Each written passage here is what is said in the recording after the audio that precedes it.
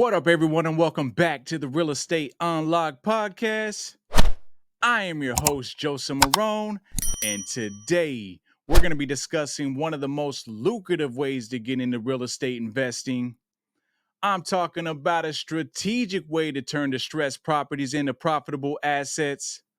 One of the most rewarding paths to building wealth while still transforming communities. Today, we're finally bringing you house flipping. House flipping, also known as fix and flip, is a real estate strategy that involves buying a property, renovating it, then selling it for a profit. This process includes identifying properties with potential, those that are undervalued or need significant repairs, and making improvements to increase its market value.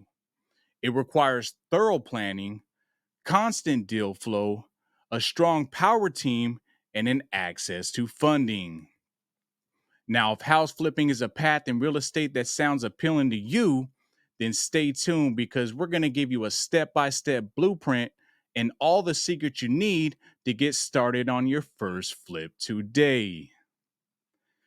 Now, you know how we do it on the Real Estate Unlocked podcast. If we're going to do it, we got to do it right. We can't just bring on anyone to speak about fix and flips. We got to bring on Mr. Fix and Flip. Today, our special guest on the podcast is Brandon Harris. From a young age, Brandon has always been passionate about entrepreneurship. After finishing school, he launched a Facebook advertising company, helping small businesses generate leads and achieve growth. A few years later, he transitioned into real estate, starting with wholesaling before expanding into full-time flipping. Over the past 5 years, Brandon has successfully wholesaled more than 100 properties and flipped over 20 homes in the last 2 years. He also focuses on creative real estate acquisitions to build out his rental portfolio. Currently, Brandon is working on his first RV park deal in partnership with none other than Pace Morby. Brandon joins us today to discuss the fix and flip process, sharing his knowledge and expertise that has been the key to his continued success. Whether you're new to investing or a seasoned pro, there's a lot to learn from his experiences. So without further ado, I've been talking long enough. Everyone, if you will, please allow me to formally introduce to you Brandon Harris. Brandon, what up, brother? How are you doing today? I gotta practice that. Yo, yo, yo, this is Brandon Harris. What's going on? What's up, brother? How's it going? What's up, man? Just another day, man. Getting the day moving. Mondays is the top of my week, man. It's one of my favorite days of the week, man. Get stuff done. So, how's your Monday going? Same. I couldn't agree more. Getting everything rolling, get everything back. You never know what the next week is going to bring you. New deals, new opportunities. I love it. Awesome. Well, Brandon, welcome to the Real Estate Unlocked podcast, a place where we bring value to new and intermediate investors by bringing on guests who are extremely knowledgeable as yourself to cover real estate topics on a very basic level. So I've been wanting to cover fix and flips on the podcast for a while now and couldn't find the right guest to do it. So what better than a person that I call my good homie Brandon, who's active in the business and has a ton of experience with flips. So we appreciate you, brother, for dropping in to come kick it with us today. Yeah, I appreciate that. That's cool to be doing this with you. Who would have thought? We're both in the owners club, and now we're here. We're friends, doing podcasts together, and I'm excited to see you in Boston. Yeah, man. 2 days. Same here. Let's Yep. go.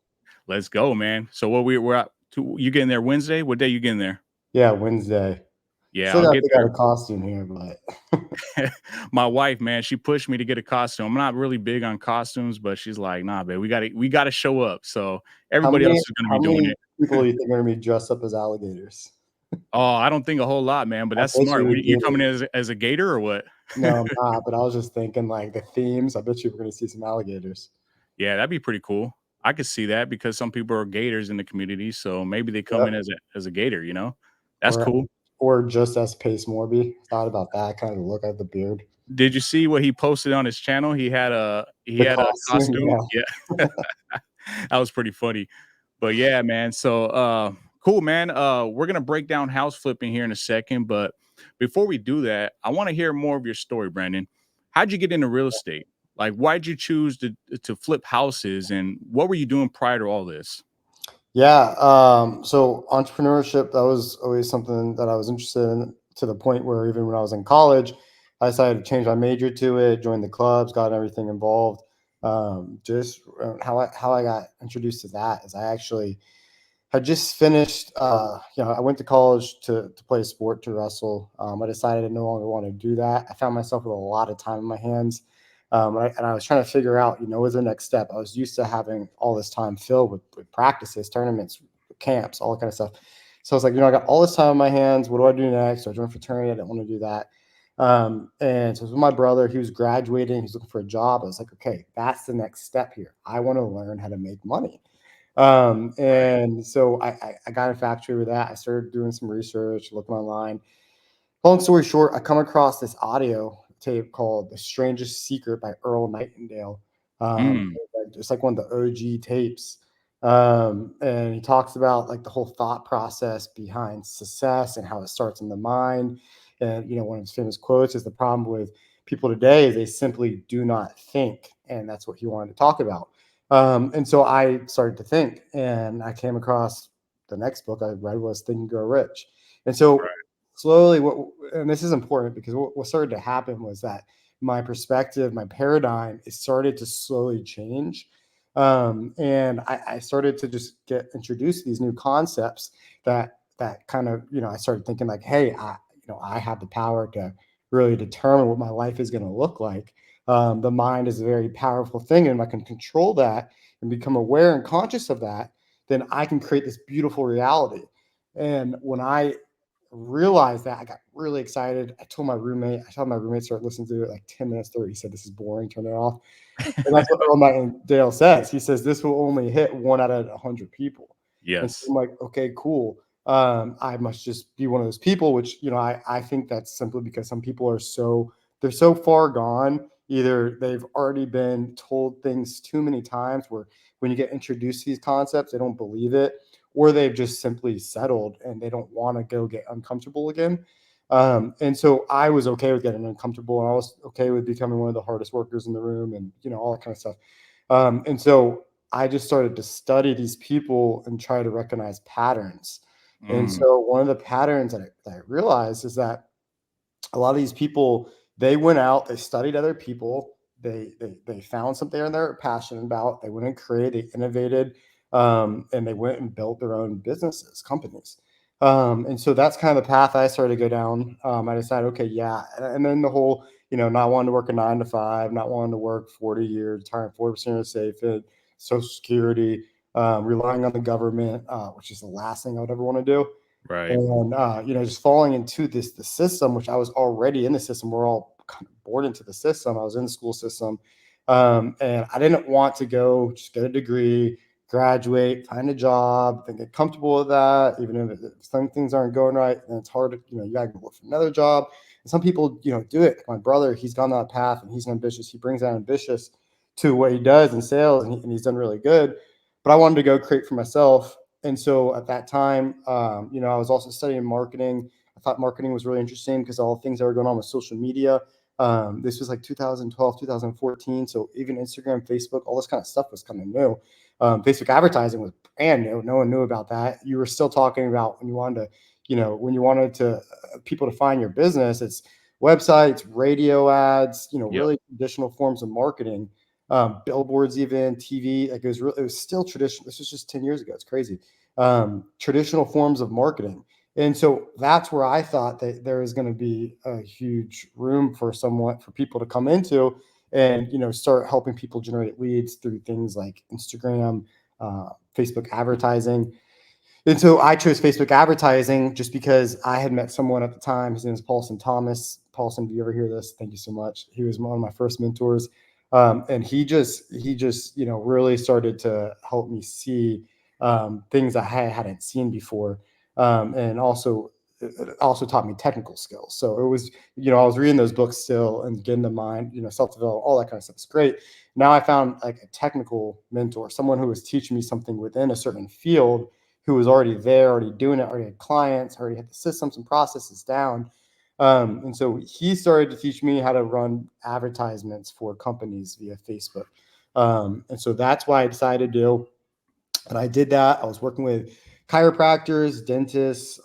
Actually, I had a hair salon too. One thing I learned that he helped me, that he taught me, was to niche down. And so that was like a huge lesson. So as I started to narrow it down, I started working with chiropractors, and some of these doctors practices, that I could actually talk to the doctor, a little bit easier access to. So I started working with them. I was just helping generate leads, and I had a buddy at the time, and he started working with another guy who was doing this thing called wholesaling. And at that time, it wasn't, there wasn't TikTok around. It was all over the place. I had never heard of it. I thought that in order to get involved with real estate, you had to either have a lot of money, or you could buy investment properties, or you had to be a realtor, which I had no interest in being at any point. And so when I had heard about wholesaling, it was a new concept to me. And he told me about it, and then I saw him do a few deals. I thought it was extremely interesting.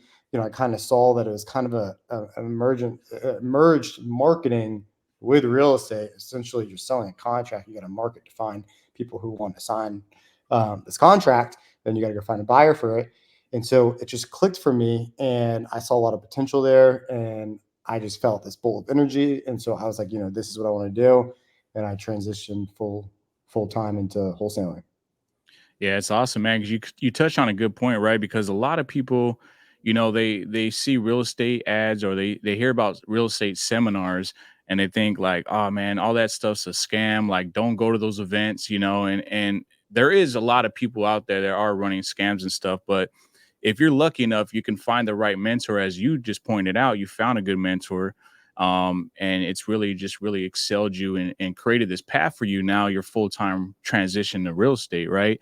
We're blessed to find someone like Pace Morby, right? That's really kind of taken us under his wing and showed us a lot of things that, a lot of people aren't really talking about. And to the point where it's like, when I talk to family members about it, they're just like, what kind of community is this? Like, you guys are just going to Boston to go trick or treating? Like, what's going on here? But yeah, man. And then you touched on a lot of good books, like, Think and Grow Rich. That's a classic, and it really just sparks that interest to get into real estate. But yeah, man, good stuff right there. Good points. One point that you made, and I got to point it out, is I'm actually glad that at that point I didn't find Pace Morby. Now, I say that with, let me explain. Number one, best mentorship program I've ever been a part of by far and large. And he'll even tell you this himself, I'm about to touch on. But when I say that, what I mean is, had I found him at that point, I think that it would have took me a little bit longer to get deals done. Just knowing the person that I was, like when I said the different marketing channels, where that's where one thing my mentor taught me was to find one, work with just chiropractors instead of working with all these different businesses. And so that's one thing that when I got into it, I knew that I knew this concept already. And I was like, okay, I know I've been able to collect enough information. I got to buy a list. I'm going to just call. I'm going to get a dialer. I'm going to get a CRM, and that's going to be my business. And I just did that. I just started doing that versus when I talk to people who are struggling, it's like they're doing all these things, they're learning all these things, they're wholesaling, they're doing sub two, they're doing all these different things within it. They're gator lending, they're all this stuff, and they're not doing anything. And I forgot what they call that. It's like Shiny object syndrome. analysis, or just look at that too, but also just sitting there and you feel good. You get your cup of coffee. You're like, okay, I'm gonna go get on the Zoom at this time, this time, this time. You just sit there and you're learning, and you feel like you're being productive, but you're not doing anything to actually make you money. And so what I did was I went and took action. And then the first thing I did when I made money was I bought a mentorship program. Um, but before that, it was all just action. There are very limited time in learning. It's not too complicated. You just got Yeah. to do it. Yeah, and you touch on a good point, right? Because there's so much content and so much different topics and ways you can get into real estate that they cover in the mentorship, that it's real easy to get sidetracked, right? Where you feel like you're doing something, but you're actually just spinning your wheels instead of just really niching down on one thing and sticking to that and trying it out for like 6 months and see if you can find any traction. If you don't, then you can always change to something else. But like when you talk about wholesaling, there's just so many different ways you can make money in the real estate, right? You can, new development, there's fix and flips, there's all these different ways, but you can't do them all, right? You got to really niche down on one. And that's a good point that you bring up. So, which bring us to, why what we're talking about here is fix and flip. So I know I touched a little bit on it on the intro, but can you explain what house flipping is for those who may not be too familiar with the term? Absolutely. So you're taking a house and you're renovating it. You're making improvements to the house. In most cases, actually, I've flipped a lot of houses where I've just simply bought the house, put it back in the market. And in fact, one of my favorite flips is when all you're doing is getting a junk removal crew, a maid, depends if it's too far gone past or not, lawn care, landscaping, and a photographer. Those are good flips. It really depends on the house, but in general, a fix and flip is you're buying a house that's it's in need of some work. You're going in, you're improving the house, you're bringing it up to the 2024 HGTV standards. A lot of fix and flippers like to say, but you're improving the house like all the TV shows. You're fixing and flipping it, and then you're putting it back on the market for the end buyer, for someone to come purchase the property. So you're buying it from someone, maybe whatever their situation is. The house is in need of repair. You repair the house, you put it back in the market, and you sell the house. Awesome. So, where should a beginner start if they want to get into fix and flipping today? Like, what are the first steps that you would say that they should start taking? My first steps were I wholesaled first. And I thought that was a great way to get into it because with wholesaling, there's a lot less risk. You're not actually bringing money to the table in most cases, or Right. maybe a little bit earnest money, whatever. But there's a lot less risk involved. And that way you can kind of learn the ins and the outs, learn a little bit more about how it works and like the basic things. Like I didn't know what ARV was. I didn't know a single thing, and I still don't know much. I mean, when people ask me, one of the questions they always ask me is like always, this is always general public, a lot of people, they always ask me, like, so do you like actually do the work yourself?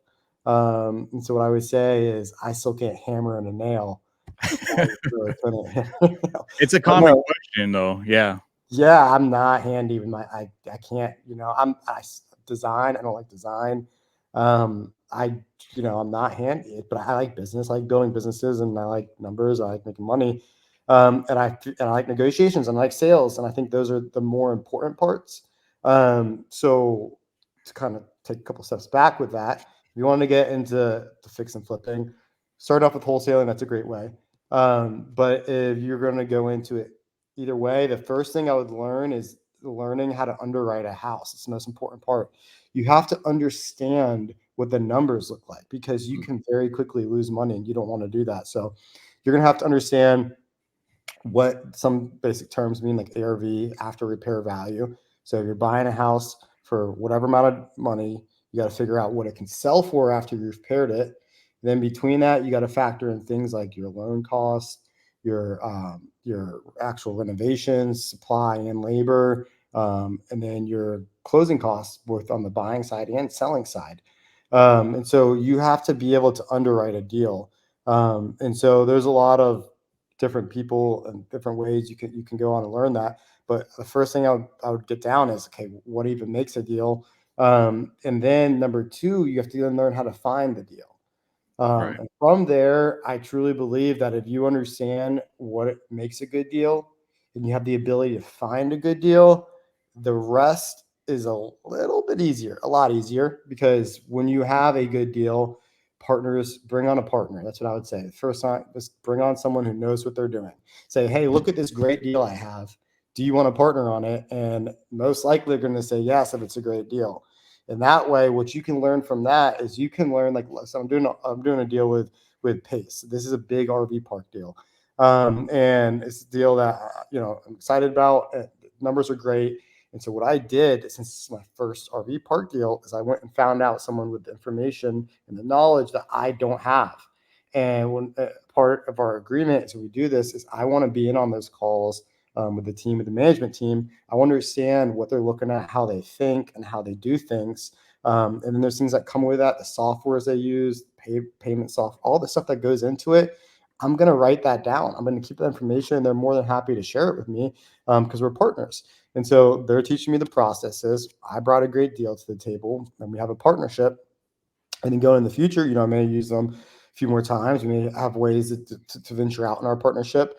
But usually, what happens is that you'll come in, partner with someone, and then when you get comfortable on doing it your own, then you can do it on your own. So I think that's the best way to do it. Learn how to underwrite a deal, learn how to find deals, and then find a partner when you found a deal. Yeah, you touched on so many great points. I think a lot of people make the mistake by coming in this thing wanting the whole piece of the pie, right? Like they're not willing to JV, they're not willing to partner, and you're really holding yourself back, right? Because, like you said, like you don't have a whole lot of experience. You know somewhat about RV parks, but you don't have the expertise as someone like Pace Morbier. It doesn't even have to be Pace, right? It could be anybody that's in that space. Then you bring the deal with them, you partner up on them, and then they can really show you how it all unfolds, and then you guys can work together. Now you can take that blueprint and go and do it yourself, where you don't have to partner with him. And that's how I always tell people too when they get into wholesaling, right? Like, yeah, you can get into the acquisition side, you master that, but then now you still have to dispo the deal, right? It's not a deal until you actually close on it. And so one of the good ways is, like, link up JV with someone that's in disposition, and then you could just split the proceedings, and then he'll show you the process of how to find that end buyer, right? And then you did talk about how you started out with wholesaling, right? And a lot of people, that's how a lot of people start in real estate. They start in wholesaling, and one of the first questions a lot of people ask me is like, where do I market at? Like, how do I choose the market? Like, I hear about Texas, I hear about California, all these different states. Like, I'm so confused on where to start. So with that being said, like, how did you determine which market you wanted to focus on first for your flips? Well, it's definitely gonna differ case by case because my market is North Carolina. Everyone wants pizza. North Carolina is a good market, it's a strong market, so that may impact someone's decision. But my decision was that I wanted to be in your backyard. I wanted to be close. I wanted to be somewhere where I knew the areas. I knew the good areas and the bad areas. And my market just happened to be really good. Starting off, I grew up in Raleigh. It's where I started my business. So I was in one of the best markets. And that actually would scare a lot of people too, though. You can look at it both ways. I might be fortunate enough to know one of the better markets is my backyard, but also it scares a lot of people who don't want to deal with competition. They don't want to go in and compete with New Western, these big companies who just dominate. And what I would say with that is, I think that's a scarcity mindset. I think that you just gotta get better. But I also understand that there are other opportunities elsewhere. So you may have your own reasons, maybe finding a market where there's less competition, and you can figure it out. I mean, that's great and everything. But for me, I wasn't going to be afraid of the market because there's the players in it. I knew that if I could find a deal in that market, it was going to make my life a lot easier on the back end when I sold the house. So I wanted to go after that market. So ideally, I would tell anyone that was getting started to start off in their market, unless if they're in some place the population is really low, like under 20,000 or whatever, and there's just something going on where it's just a hard area. If you can go in, you can look and you can see, and there's ways to do this. I'm not going to go into too much detail here, but essentially, when you understand this concept, you look at Zillow and you're able to determine if houses are moving, if they're selling on time, look at how many are for sale, how many are under contract, how many have been sold. You kind of come up with a way of figuring out if it's a good, healthy market. I would always start by looking in your backyard first. And if your backyard doesn't work, then look the next closest location. And if that doesn't work, then pick a market. Yeah, I used to have that mindset. I used to be like, man, I don't want to be where everybody else is at, right? I don't want to be next to the competition. They're just going to take all the deals. But if you really sit back and think about it, that's where all the activity is, right? Like McDonald's, they're going to go and put their, or Burger King, they're going to put it right next to a McDonald's because they know they want to be next to the competition. That's where all the activity is. If you go and choose, like how you just mentioned, like a market that there's not much population, not a lot of activity, chances of you finding a buyer is going to be slim. So, on top of that, it makes you elevate your game, right? Because if somebody's crushing it, you're like, dude, how do I step my game up? How do I improve where I can close deals just like them? So you don't do any deals outside of your own market? No, I do. That's what how I started. But yeah, I mean, since we've done deals all up and down the East Coast. I've done some random areas. Kind of just came across my plate. But yeah, we do it all across North Carolina, South Carolina, Virginia. We've done stuff in Florida. Okay. So like what would you say like the main factors to consider when deciding between a local market versus a virtual one? Well, I think again, if you can go and you can kind of start to analyze how many houses have sold, and I really it's relative to the market. The market is changing. Like we've had a very volatile market the past 5 years. So like there were times up here where I didn't want to look more than 90 days past. Mm, Like if interest rates massive shift, like that can impact it. But general rule of thumb, I look at like 6 months. I use Zillow. I look at the past 6 months, how many houses have sold. Then I go and I look at how many houses are for sale. Then I also look at how many houses are under contract that are for sale. So those are kind of three things to look at. If you look and you see a market, for instance, that's had like, let's say in the last 90 days, let's say it's had two, I'm just throwing numbers out there. Let's say 200 have sold, and you look at it right now and there's 200 for sale. That would be a major red flag. I mean, right. over the past 90 days, only 200 have sold. Right now, you have 200 for sale. And what if even out of those 200, there's only like 5 under contract right now? What does Hmm. that tell you? That It's not tells moving. me that number one, they're moving slow. The same amount that sold are for sale. And then number two, it tells me there's 200 for sale and only 500 contract. That means that they're sitting in the market. So what's going to happen when you go get a house and you try to sell it? Probably the That's same thing.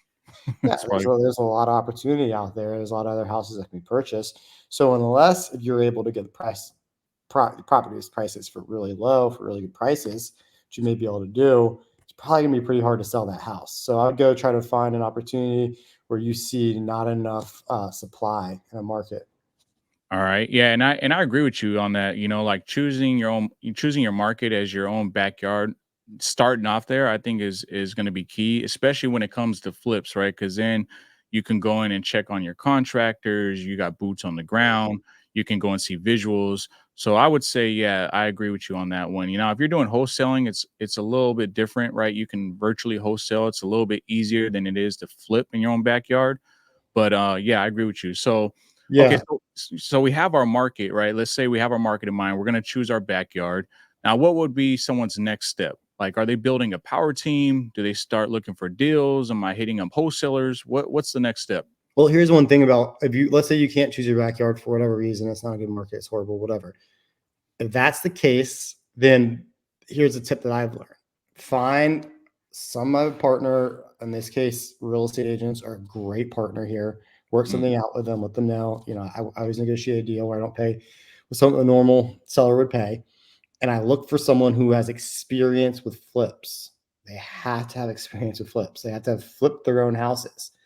This is one of the best partners ever. Number one, it's you're not having to do like a 50-50 equity. I mean, it's like you're paying an agent, brokerage agent, usually let's say 3% for the listing firm, especially if you work out a deal with them, saying, hey, listen, I already know how to negotiate. You don't do much of that. The paperwork's easy. This house is going to be brand new. I'm gonna have multiple of these coming, and you can be my guy for all of these. Let's do half what you normally do.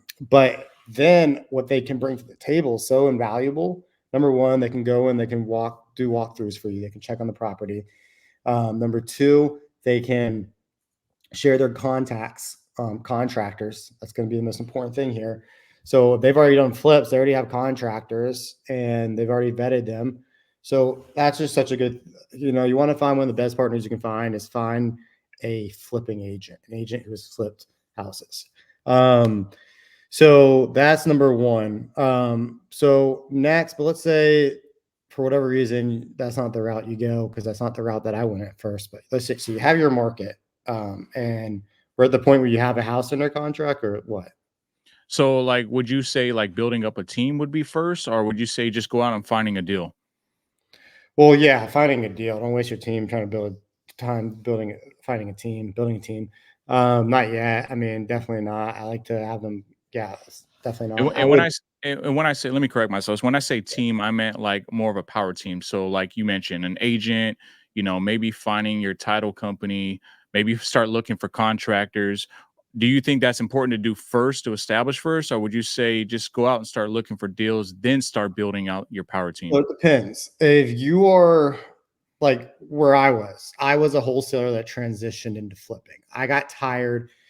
I was one of those wholesalers that would go back and I'd be like, whatever happened to that house? Let me just look it up real quick. What they sell it for? And I'd see what they sold it for. And then a lot of times I was like, no way. That mofo gave me so much trouble for my asking price and talked me down. He just made what, like $100,000 on it. That happened too many times where I go back and I look at it and I would see a lot of money that was left on the table. And so that pain point turned into motivation where I was like, you know what? I'm gonna suck this up. I'm gonna learn this.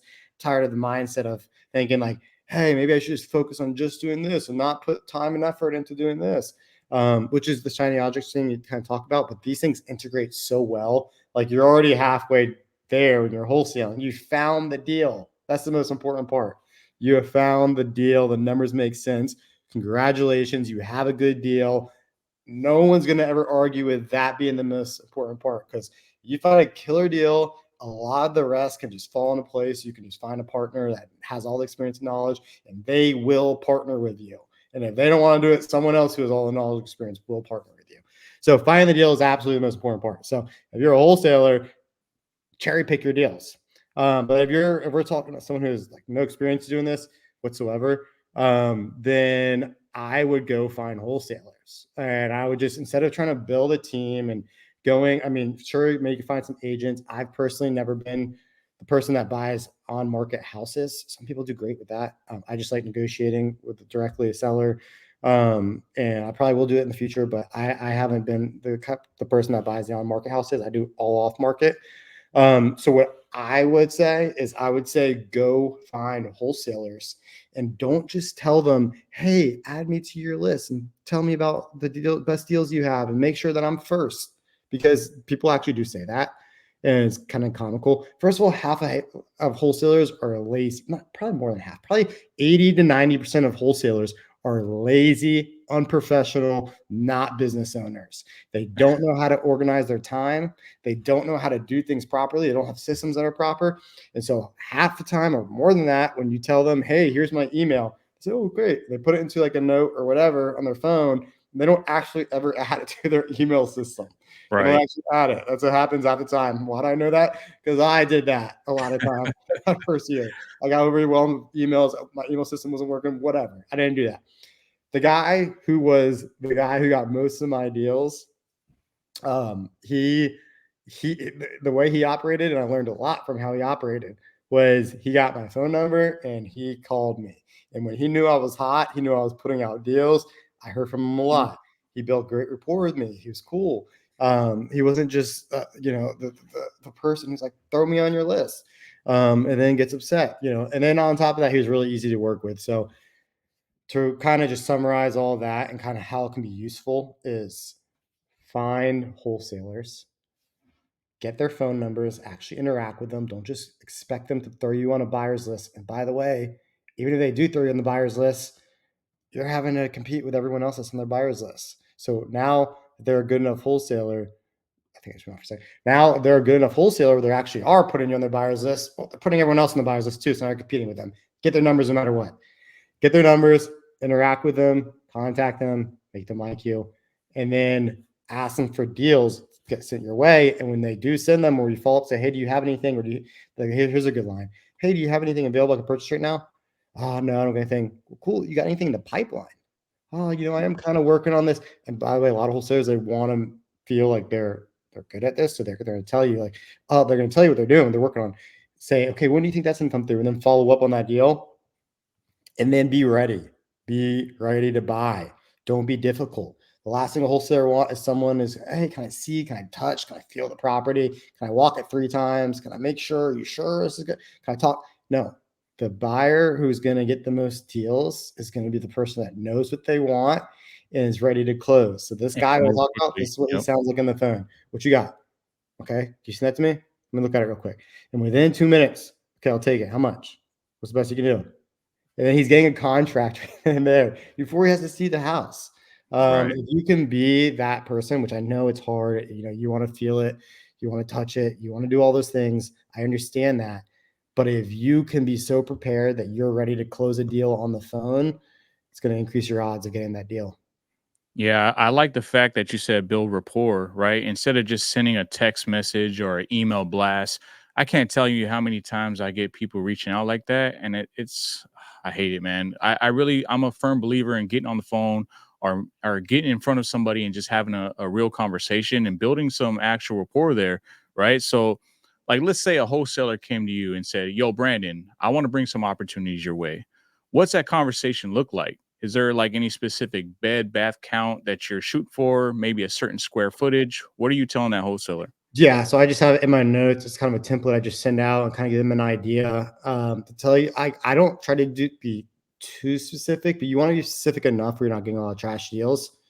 But also, you don't want to be too specific where you may get passed up on some deals. And I don't want to make it too complicated for that person. Like, are they really going to go? How many wholesalers really have their CRMs built out where they're like, okay, this person only needs this year, this county, this year, blah, blah, blah, blah, blah, blah. It's like they're not most wholesalers don't actually have a system that's good, that is that good. And so you're trying to explain to them this whole buy box, and you're dealing with a wholesaler who probably doesn't have the best systems, just the majority. Just because some are fantastic, really organized, have great teams. I get that. But the best wholesalers are usually the newer ones that don't have huge buyers lists. So they're probably not going to have super built out stuff. So if you send them this super fine and detailed buyer's box, I mean, first of all, it's probably not going to even get inputted like that. Second of all, it just may just cancel you out altogether. So I just try to be kind of vague. And they like, honestly, send me any deals you want, really. Like, I can look at a deal and at least in the first 10 seconds know if it's going into my trash bin or if I need to look at it longer. So like how much, like it takes literally 10 seconds to do that. So they can send me whatever they want. And I can tell within 10 seconds if I'm looking into it more.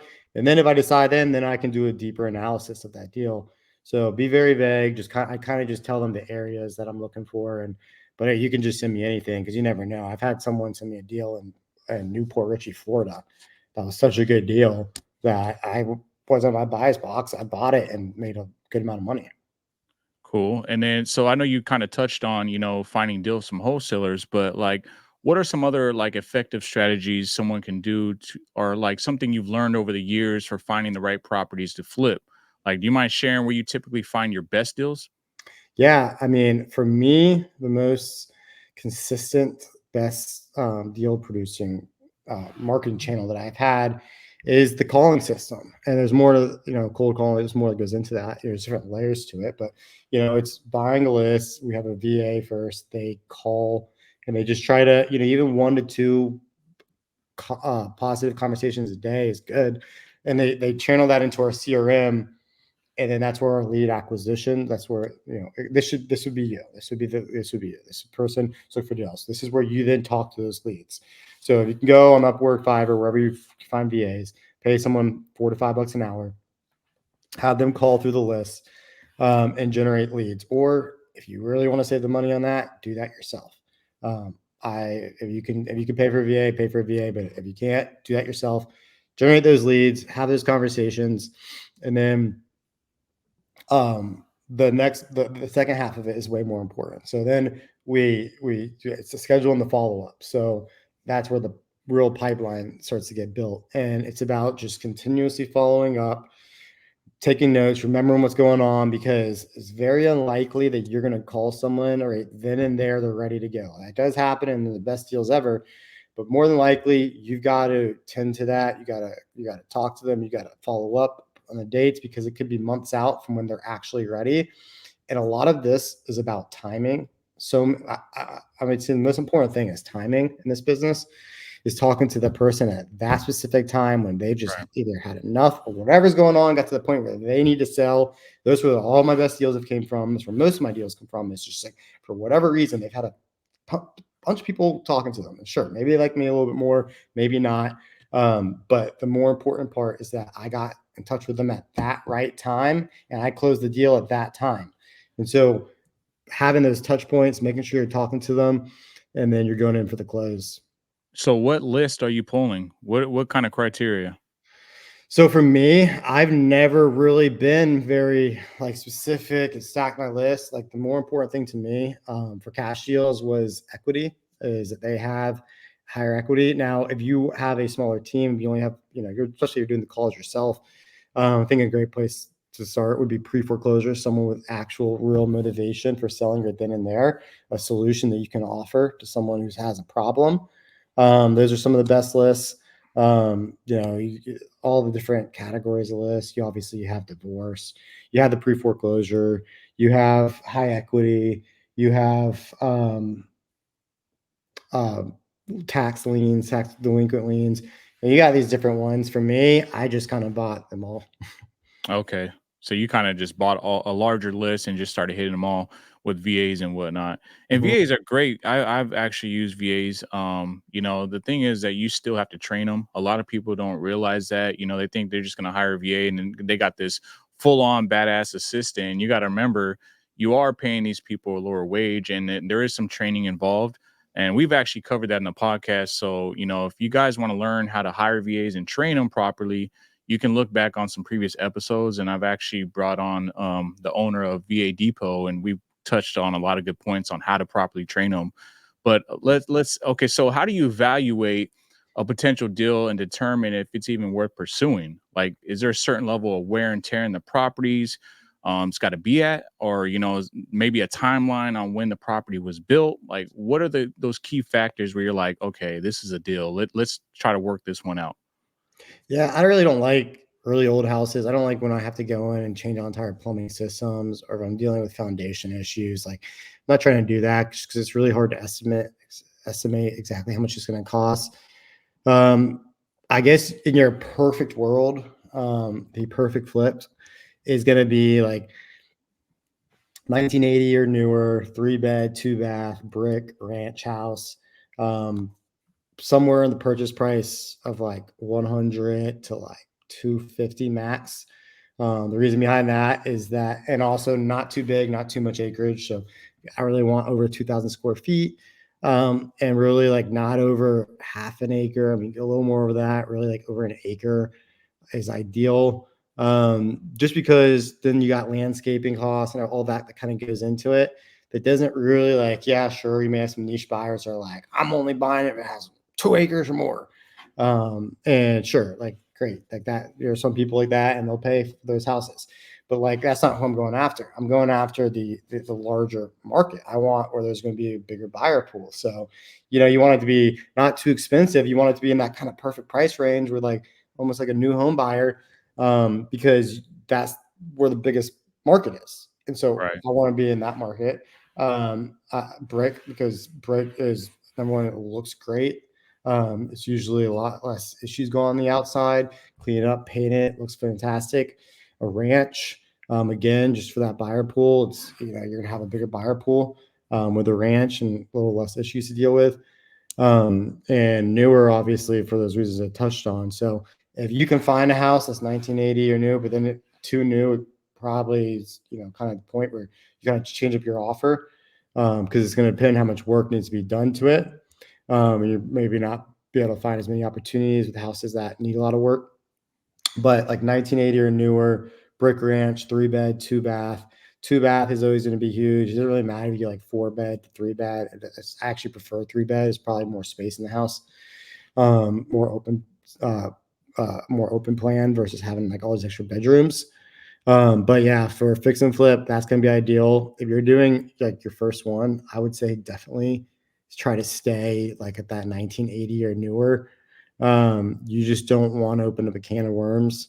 Right. But so here's the main thing that I learned. So this house that I'm in right now, actually, this was my first flip. It actually wasn't a flip, but it's the first house I renovated. It was going to be an Airbnb. It's in Wilmington. Got it for a great deal on creative terms. And I spent $140,000 renovating the 1,700 square foot house. Damn. $140,000. No new HVAC, no new roof. Freaking popcorn is still on the ceiling. Like learning experience for sure.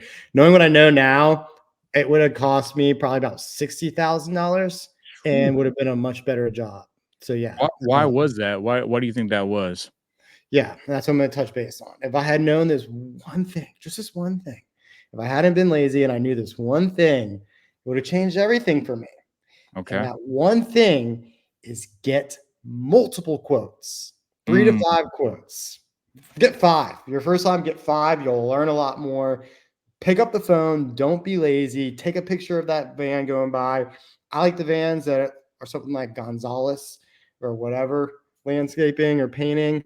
Right. Those are the type of vans that I usually try to target. I take pictures of those vans, and I get multiple quotes because when some freaking jerk comes and tells you that, hey man, we got to do this, this, and this, and this, and this, and this, and like you're like, oh, okay, what's that going to cost? He's like, oh, it's only going to be like $10,000, and you're like, oh, okay, that's normal, right? Yeah, okay, cool, that's what we have to do. So I bought the house, what you got to do. Instead, you got someone else telling you, it's like, oh man, like I can just replace this one thing. It's gonna make a $500 fix, and you're like, what? So then you go back to that person. You're like, hey, this person's telling. He's like, oh yeah, well I don't. That's if you want to. I guess you don't have to replace it. And then you know right away that that person is trying to rip you, is trying to screw you. And so get multiple quotes and then pin them up against each other. So first, weed out the people that are just going to rip you off, and then pin up the other guys. I mean, you don't have to do this part if you're happy with the quote. But what I would do is I would pin the quotes together. I would say, hey, listen, this person said they'll do this. Make sure they give you a price sheet of everything they're going to do. So this person says they're going to do this for this. This person saying they're going to do this and this. What can you do? And then get that price to the point where you feel comfortable. And then you get another quote and see it. And if you're at like 5 quotes and you kind of have an understanding now of what they're doing, what they're going to do, that's how you can kind of do something without even having that much knowledge of what exactly it is. They'll come into your house and they'll tell you everything that needs to be done. This is what they do. And so then you get that price and quote it out. Now you have a really good idea what it's going to cost. I always pay for the material myself. I do that. I just use Home Depot. Some people try to source different things and like import and whatever. It's too much work where you do multiple flips. I use Home Depot. They got great prices anyways. Use Home Depot. And I said I have a credit card with them. You don't have to have a credit card with them, but you can set up a profile, Home Depot Pro account where all they do is text you whenever you approve an order. And that's what I do. I text one and I approve it. So I buy the material. So there's no funny business going on with the material. I buy the material. It comes from Home Depot. It's not coming from some previous project they had or who knows where they're finding this material. I buy the material. And then from there, I mean, you now have your quotes, you have your people, you're buying the material. Then when they're going to want you to pay for part of it, pay them. I give them like, let's say like I just had one thing and the total project was like $30,000. So I started off with $10,000. I trust this guy. I know them. You can do less than that. You can have them start. It's all what you negotiate. You don't get what's fair in life. You get what you negotiate. That's what Grant Right. Cardone said. I He love said, that. you don't get what's fair. You get what you negotiate. A lot of times if you don't negotiate, you're 100% not going to get what's fair. So if you want to get good deals and you want things to go right, it's going to be what you negotiate. So if it were me and I was starting off just with that, like I wish I did with that first crew, it was my first flip. I started with my first crew. I mean, I would give them pennies on the dollar because I'd be worried about this crew. Always be concerned that maybe someone's going to try to screw you. And so I would start off with like maybe $1,000 to get this job started. I'm like, hey, listen, I just want to, we haven't worked together. I got jobs for you. I got a lot of work for you. I always tell them that because you do. And you could be a great potential client for them. I got tons of work for you coming up. I need to build a trust relationship with you. I'm going to give you $1,000 and then we can do payments as you complete work. And that's it. And then if Man, they, if they need to finish something, if you're having issues with them finishing something, say, Joseph, look it, man. You said you do this job, and we're all good. I got tons of houses coming. I got like 200 contract. Dude, we're gonna stay busy, man. I'm gonna keep you rolling. You're gonna be my guy. Or don't do this and fine, we're gonna split up. You have to go find someone else, just fix that one thing. They're gonna split up, but they're gonna do it. And then once you get to the point where you do have enough work for them, that's the most beautiful point ever because now they work for you. You can keep them busy enough to where you don't have to go find other crews and do all this stuff. They start to understanding. I use the same stuff for all my flips. So they all look the same. And so this way, everything's like cookie cutter. same crew, same material, same stuff. I switch it up maybe by 2 or 3 different varieties. It's everything's in shopping folders. It takes me 2 to 3 hours to do a flip. Dude, man, I hope you guys really wrote that down because what he just said right now was a gem, right? Getting multiple bids, at least 3 you said, right? And that could have Absolutely, yeah. saved you $80,000. So Huge, imagine awesome mistake. if you're constantly doing this business and you're constantly doing flips, look how much that can actually add up. 80 grand is a lot of money. So I love that you pointed that out because you definitely want to get multiple bids. And That's a you great learn a point. lot talking to different people because you have to then go like, and you start hearing different things they're saying. They're showing you stuff. Just get as many quotes as you can. Okay, so now how do I know I have the right contractor? Like, how do I know I can even trust these guys? Like, and they just don't go run off of my money. I know you mentioned about giving them $1,000 at a time, but is there any type of like agreement we can have them sign to protect ourselves, or do? Absolutely. Okay, Yeah, you can have a contract, but you know, and that's kind of like just like some of these agreements you sign with anything. It's like it may just be a scare tactic, or you could have some ironclad that.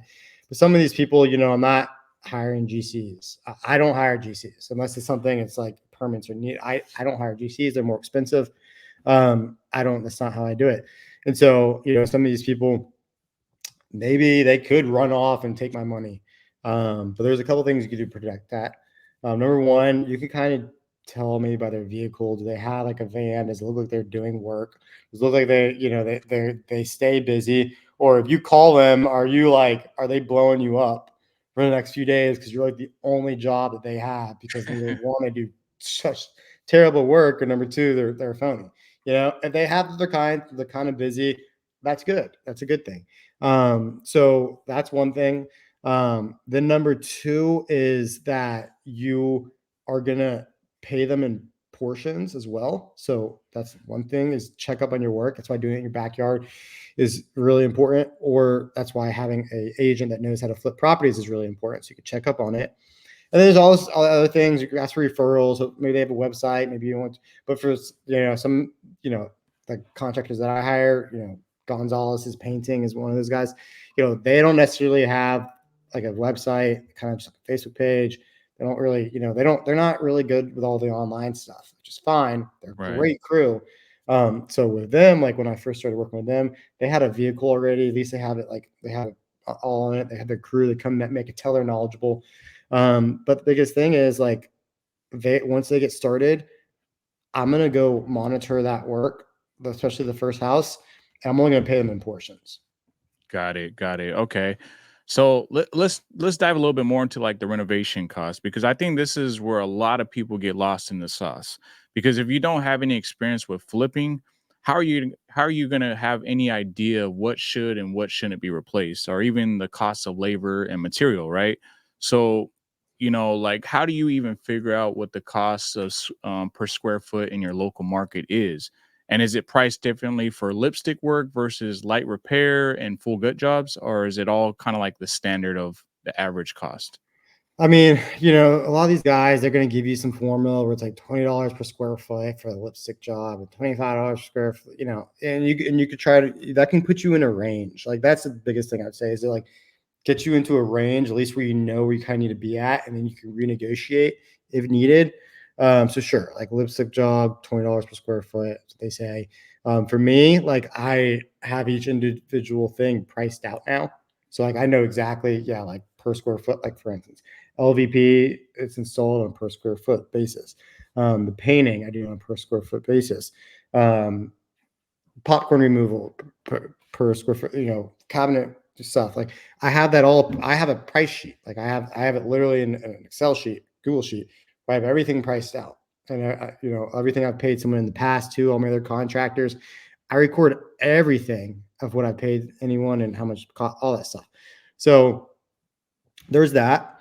But again, if you're brand new and you've never done any of this, what I would say is ideally when you go to, let's say you're just going to do a walkthrough in the house, what I would do is I would try to bring two different contractors with you so you can get Mm, an idea of the price. Now, afterward, that's going to tell you the most it's going to cost, because you have that quote already. It's not, obviously it could be things that go wrong, but you can have at least that quote. And yes, you can get contracts, and we use contracts too. Absolutely. Luckily, I haven't had to go into the issue with that yet. Probably should have done the first guy, but we worked out something else. But yes, you can have contracts. But when you go look at the house, say you're looking at wholesalers, let's say you need to go there in person to look at it, and you do that first. Bring the contractors with you. Have them, 2 contractors come with you, so you can start to get that priced out. I can't, like, the safest way to go about it, because obviously you want to be careful on, especially in your first flip, is that the best way is gonna have actual quotes coming in from your contractors. People who actually, because you're not going to learn all this. You're not going to be able to price out everything unless you get it, partner with someone. Again, that's why I recommend partnering.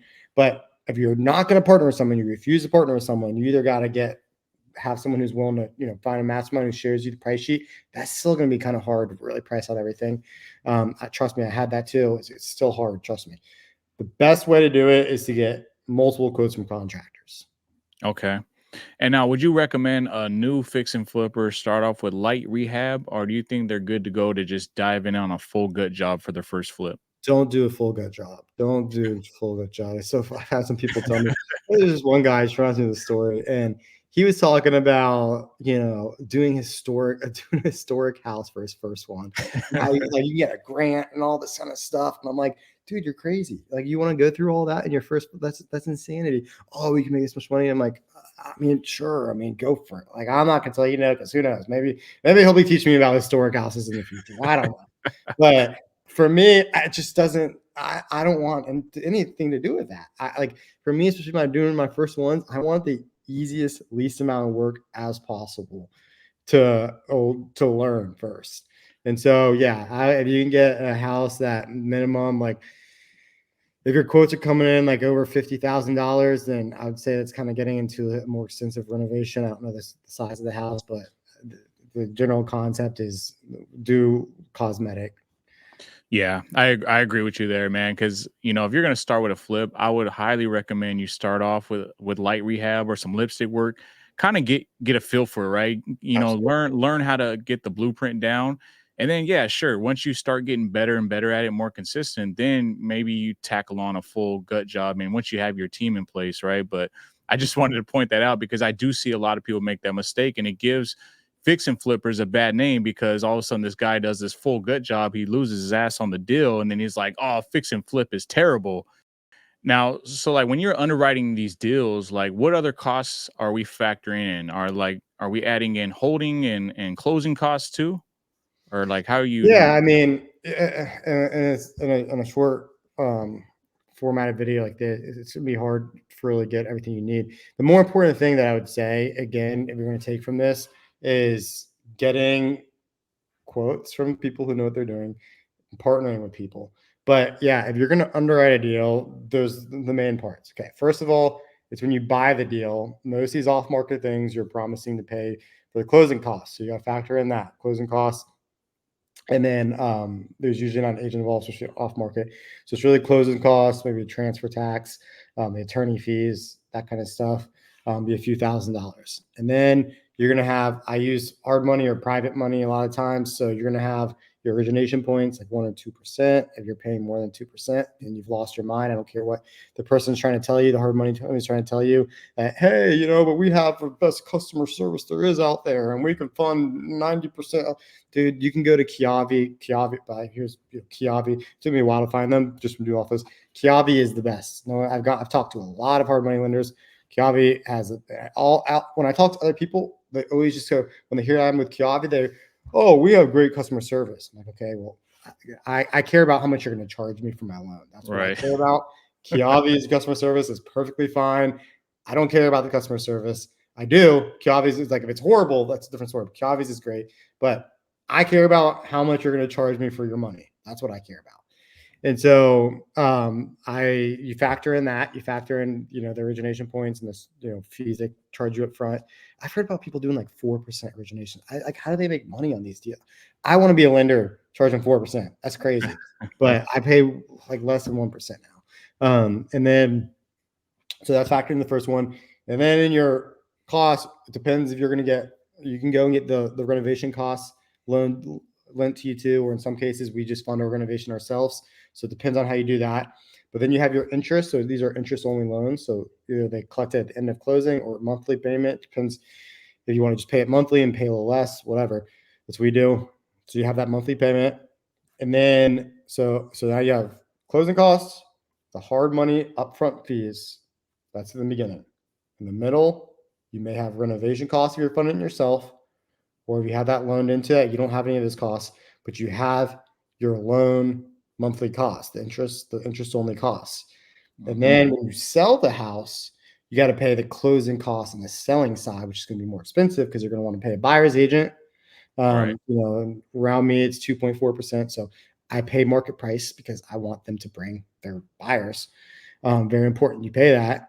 And then no matter what they're doing with changing laws, pay buyer's agents. And then you're going to have to pay off. There may be some more fees of the loan when you pay it off. Not that much. It's just like, servicing fee, $50, whatever, or whatever the end is for that month. Then your closing costs, the other closing costs would be attorney fees and that stuff. And that's it. Okay. So, and then how are you funding your own deals? Like, how are you getting the lending on this? Or do you use private money lenders, hard money lenders? I do it What? all. Okay. So number one, I never fund an entire deal unless I have a couple deals that I just would sell real quick because someone told me this concept and it just resonated, just made a lot of sense. They like told me they're like, I'm like, so, but you have so much money, why aren't you just buying this deal yourself? You don't. I think I was a wholesaler trying to argue like, dude, why would you need a loan for this? Like, you don't have to factor in loan costs. Pay me that money and just you can fund it yourself. With no logic, and they're like, no, it's like doesn't matter. When I always use other people's money because sure, I can go out. Let's say I have enough money, $200,000. Let's say I can go buy a house for 150 and fund the renovation, $200,000. There it goes. Well, you can buy that one house, and let's say from that you'd make $70,000 instead of paying the lender and all the other costs, $20,000. So instead of making $50,000, you can make $70,000. But what if you took that $200,000 and instead you bought 3 houses with it, 4 houses with it? Well, now you're making $50,000 on 3 or 4 houses, so that's making 150 compared to 70K. Right. So I always use private money or hard money. And then I'll sometimes pay my own renovation costs on that. Depends how much deal flow I have coming in. If I have the money sitting there and I can pay for the renovation, I will. But so I'm only paying that 10% because they fund it like loan 90% loan to value or loan to cost. And so I'll pay 10% for the house. Yeah, I think if you have the money to do it, you by all means, right, you can do that. But if you really want to scale and get to a higher level where you're doing multiple deals a month, you really have to learn how to start leveraging private money and using lenders, right? Because that's just going to allow you to get access to a lot more funding, a lot more deals, a lot more opportunities, and you can really scale your business. So you trying to fund your own deal, it's like, yeah, you could, but hey, man, we're trying to get to a higher level.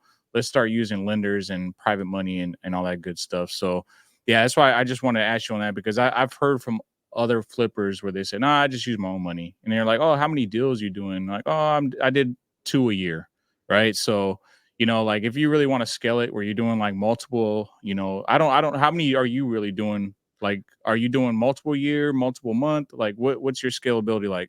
Yeah, well, I do want to say that's a good point. It always depends on who you're talking to. I mean, if you're just someone to do one flip and you have a lot of extra cash and you like be safe, and it's like, let's say you think the economy can go complete opposite way in the next few months, and you're like, I want to be able to just own this house. Sure, whatever. That's not me. I'm trying to scale it up. But so this year the goal was to finish off at 24. So about two a month was that because last year I've only done this for like 2.5 years now. Last year we did 14 houses, and so this year was to do 24. And I'm gonna finish off somewhere like hopefully I get it. We'll see how the end of the year changes. We just picked up a good amount of contracts, but they're most likely not going to sell. I'll probably land around like 22, 21. Oh wow, that's impressive, man. Good for you. Appreciate Nice. it. Yeah, so I really want to be, respectful of your time. There's so much that we can cover on this. Like you said, we can't cover everything there is with fix and flipping in 1 hour. So what I like to do is I like to do a part two with you and bring you back in, and we'll cover it because I have a lot more questions that I know a lot of people are thinking right now. And if you're up for that, let's do a part two and let's touch more on this if you're up for that. Yeah, absolutely. Okay, cool. So, there is one more question I want to ask you before we close it out. Now, are there any cons to house flipping that you can think of, or maybe some things new investors should consider before doing their first flip?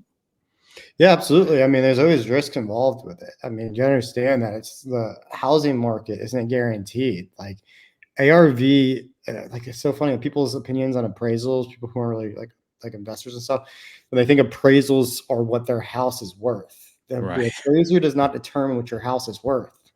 Sorry to Right. tell you that. The equity thing you see on your bank statement is not the bank does not determine exactly what your house is worth.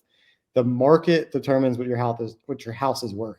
Absolutely. So that's the part that's like it can be volatile because your house can be worth this much, and then the next day people are not willing to pay that, or a lot more houses enter the market, or elections are around, and people are scared of what direction it's going to go, or the interest rates, Feds are changing the interest rates, so people, there's so like, or COVID could hit, and all of a sudden everyone is working from home and they need extra space in their house, and everyone decides they need to move.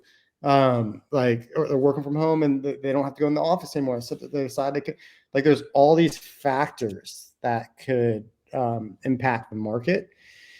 And so, luckily for me, I've been in a good market the past few years. But obviously there's that risk of it, the market turning around. You probably talk to people who've been in bad markets and it wasn't that great. So there's definitely some safety measures though, being well funded, having cash ready to, if you need to lose money in a deal, worst case scenario, if something happens, that you're able to do that.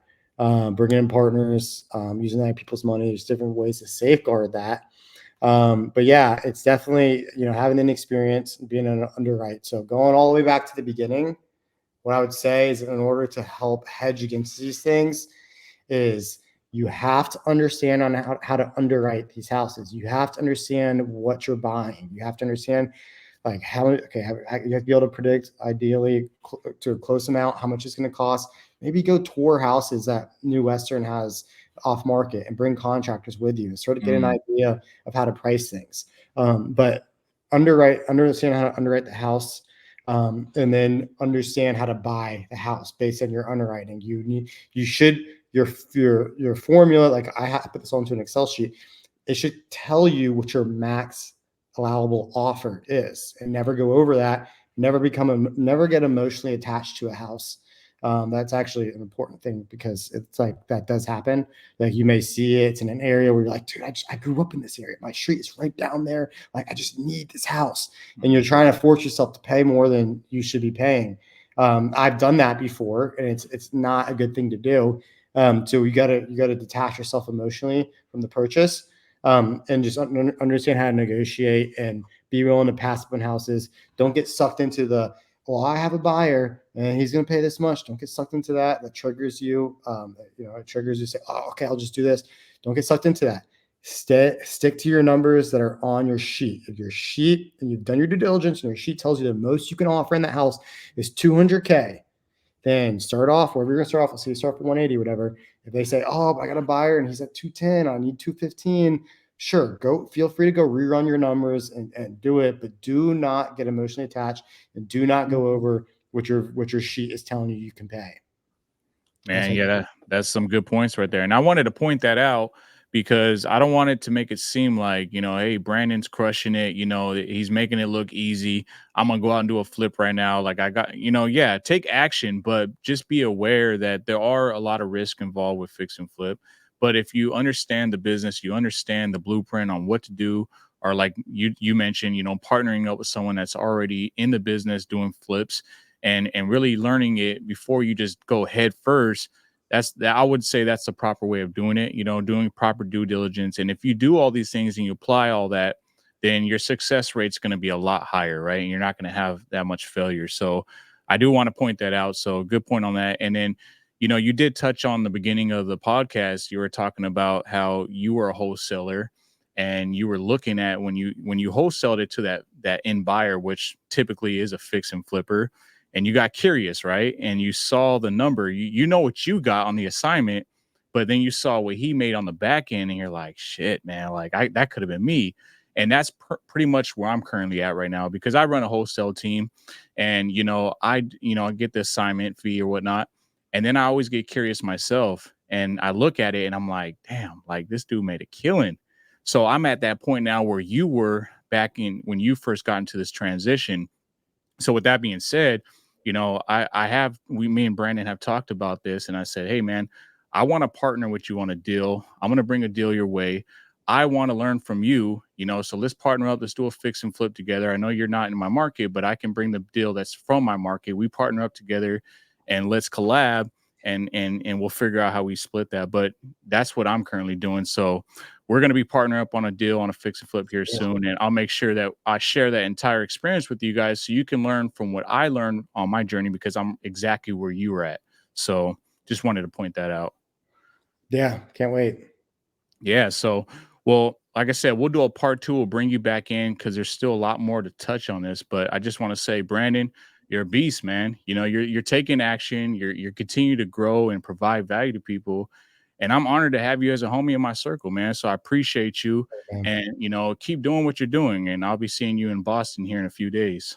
Dude, I can't wait. I'm so excited. So am I, man. So cool. So Brandon, how can people get a hold of you if they want to bring some deals your way? My cell phone number is 919-6. If you have something you can throw it. I'll make sure we throw it up there, but just go ahead and say it out, and I'll throw it up. 919-621-8431. It's going to be right there. I always want to do that. Just down where he's going to put it. That's my cell phone. And then he's going to throw my Instagram up too. Brandon Harris 3_. Message me, text me, whatever you want. What I love about these conversations and putting yourself out there and going to things and joining groups like Owners Club is you never know who you're going to meet. You never know who is going to become a part of your life. And luckily for me, Joseph has been one of those guys. So definitely feel free to contact me, reach out, because I'm excited to see who I meet in the next stages of my life. Facts, man. I couldn't agree with you more there. So I appreciate you. But now, if you guys are finding value from this podcast, don't forget to show your boy some love. If you like what we're bringing you, don't forget to subscribe. It helps us continue providing value to others by reaching a broader audience. We're out here to serve, learn together, and reach as many people as possible. So be much appreciated. Make sure to also smash that like button and drop a comment down below where your market is that you're going to choose for your next flip. Appreciate all the continued support. And guys, stay tuned because we're pumping these episodes out every 2 weeks. I got some awesome topics and guests coming up next that will change the entire way you do business. You definitely don't want to miss out. Best believe I'm going to keep bringing you that fire. Peace. Thanks, Brandon.